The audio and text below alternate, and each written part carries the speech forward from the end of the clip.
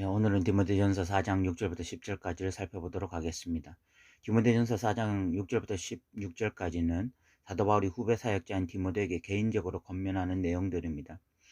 오늘은 그 개인적으로 권면하는 6절부터 16절 중에서 이 6절부터 10절까지만 살펴보도록 하겠습니다.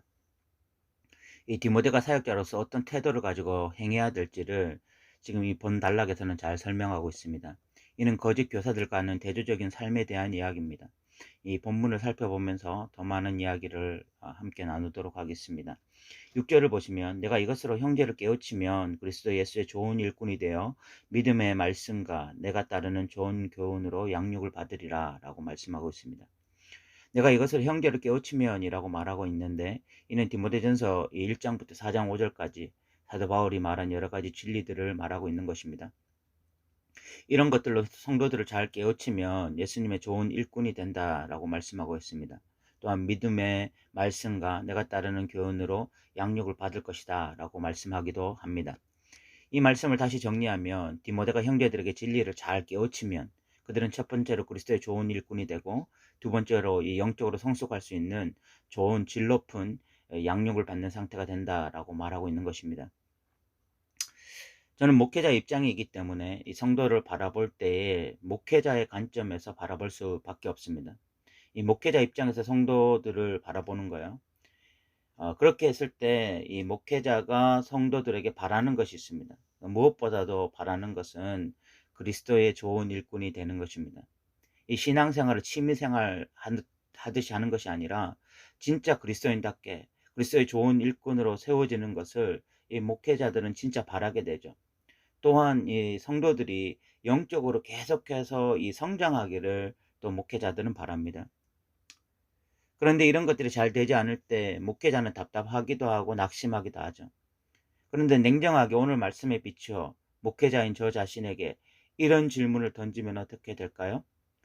나는 성도들에게 진리를 잘 깨우치고 있는가? 나는 질 높은 강의들로 성도들에게 양질의 교육을 제공하고 있는가? 이런 질문을 던져본다면 굉장히 부끄러운 것 같습니다. 목회자 입장에서 왜 성도들이 좋은 일꾼이 되지 않냐? 왜 이렇게 하나님의 일들에 소극적이냐? 라고 불만을 가지기 이전에 이 말씀 앞에 목회자들 스스로가 이런 질문을 던져봐야 할 것 같습니다. 그러면 문제가 성도들에게 있는 것이 아니라 말씀에 제대로 몰두하고 있지 못하는 본인에게 있다. 말씀에 자신의 인생을 제대로 던지지 못하고 있는 목회자에게 있다라고 하는 것을 깨닫게 될 수도 있습니다. 저 역시 마찬가지요. 제가 늘 저 자신에게 아쉬운 부분이 왜 말씀에 더 헌신하지 못할까? 왜 말씀에 더 충성되지 못할까? 왜 말씀에 더 깊게 연구하지 못할까? 뭐 이런 부분들이 늘 안타까워요.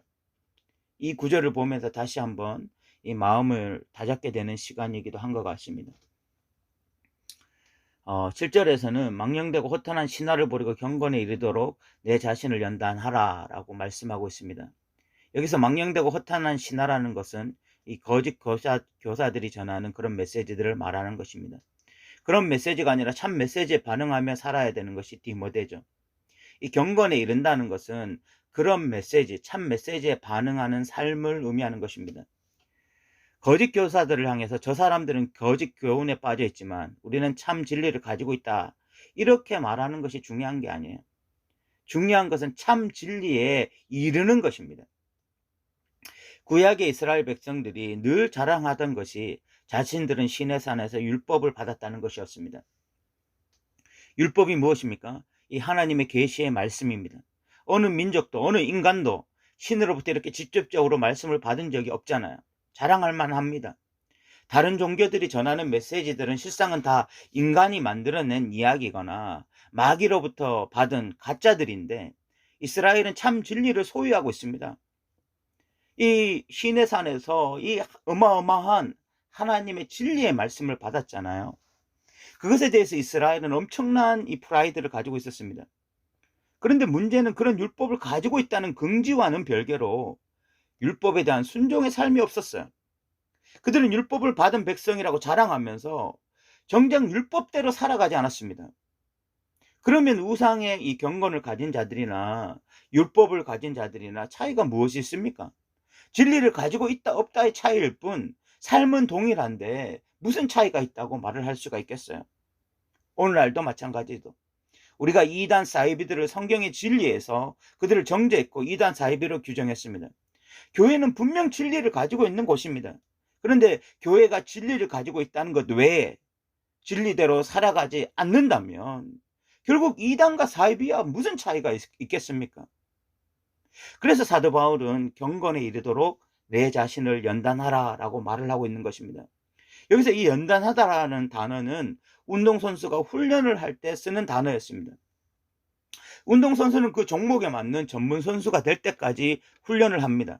마찬가지로 참 하나님의 종들은 하나님의 그 사역자답게 그런 모습을 갖출 때까지, 또 그런 모습을 갖추더라도 계속 그 모습을 유지하기 위해서 훈련을 끊임없이 해야 하는 거예요.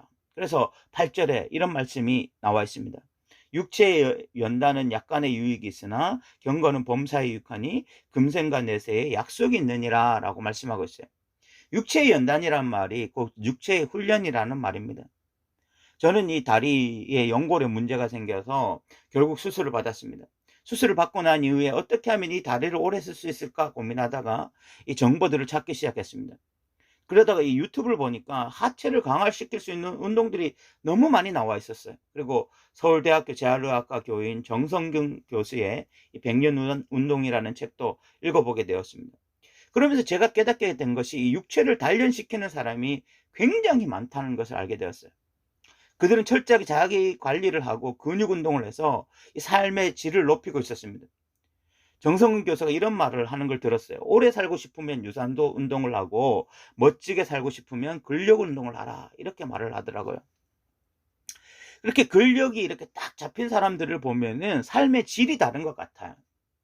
그 사람들은 뭐 육체적인 고통도 별로 없고 이 에너지가 넘치는 생활을 하는 것 같습니다. 이렇게 육체를 연단시키면 우리의 삶에 큰 유익이 있어요. 우리가 이렇게 건강하면 에너지가 넘치는 삶을 살 수 있죠. 그런데 육체의 연단이 오늘 성경에는 이 약간의 유익이 있다. 이것보다 더 중요한 훈련이 있다라고 우리에게 말을 해요. 그것이 바로 경건의 훈련인데 이 경건은 범사에 유익하다고 사도 바울은 이야기하고 있습니다. 육체의 훈련보다도 더 중요한 것이 경건의 훈련이라는 것입니다.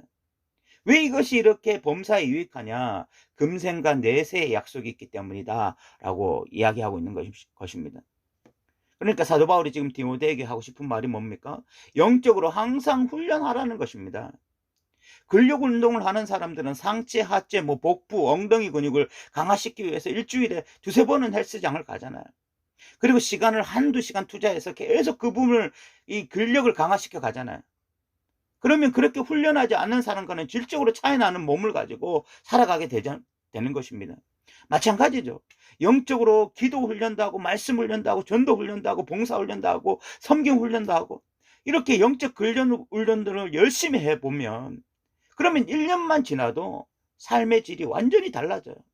세상을 보는 시각도 달라지고 나타나는 현상에 대한 이 해석도 달라지고 세상에 떠돌고 있는 수많은 정보들을 무분별하게 수용하는 것이 아니라 분별할 능력이 생기게 되어지고 고난과 어려움이 왔을 때 그것에 맞서는 어떤 태도도 달라집니다. 또 무엇에 에너지를 쏟아야 하는지 무엇이 중요한지도 알게 되어져. 저희 교회에서 지금 창세기부터 시작해서 디모데전서 4장까지 매일 성경을 묵상해 왔습니다. 이것을 꾸준히 해온 성도들은 이런 영적 훈련이 얼마나 중요한지를 깨닫게 되었어요. 물론 이런 훈련을 한다고 해서 넘어지지 않거나 중간에 엉뚱한 짓을 안 한다는 것은 아닙니다. 그러나 넘어져도 남들보다 빨리 일어나고 엉뚱한 짓을 해도 남들보다 빨리 깨닫습니다. 그래서 다시 있던 자리로 돌아오고 또 전진하게 됩니다. 이것을 했을 때와 안 했을 때를 정확하게 비교해 보면 이 인식의 차이나 태도의 차이가 전혀 달라져요. 훈련의 유익은 진짜 그 훈련을 잘 소화한 사람만이 알 수가 있는 것입니다. 그런데 이렇게 영적으로 잘 훈련하면 몸을 훈련하는 것과는 비교할 수 없는 유익이 있다는 것입니다.